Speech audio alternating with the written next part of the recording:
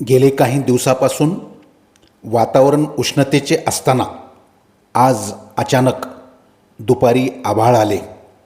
झपाट्याने वातावरणात बदल होऊन अंबाजोगाई शहरासह अंबाजोगाई तालुक्यातील पूस, बर्दापूर, सुगाव, मुडेगाव, राडी, धैटणा, ममदापूर, पाटोदा, कुंभेफळ, धानोरा, आपेगावसह अनेक गावातील शेतकऱ्यांचे शेतातील ज्वारी, हरभरा, गहू पिकांचे प्रचंड नुकसान झाले.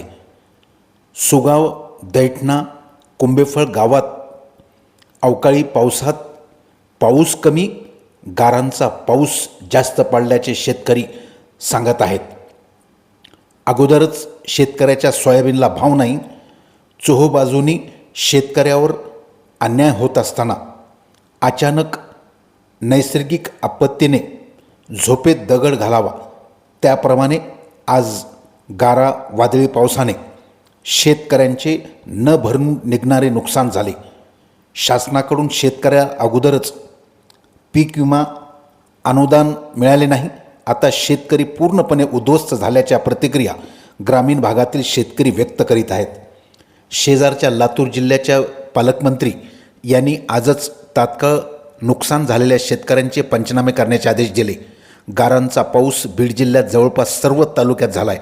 उद्ध्वस्त झालेल्या शेतकऱ्यांच्या झालेल्या नुकसानीसंदर्भात सत्ताधारी विरोधी पक्षाचे लोकप्रतिनिधी असतील, राजकीय नेते असतील, शासनाकडे लातूर जिल्ह्यासारखी बीड जिल्ह्यातही शेतकऱ्यांचे या गारा व वादळी पावसामुळे जे झालेले शेतीचे नुकसान आहे ते पंचनामे व्हावेत अशी मागणी करतील.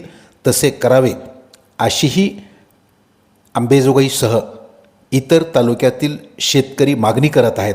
बघूया राजकीय नेते, लोकप्रतिनिधी काय भूमिका घेतात ते.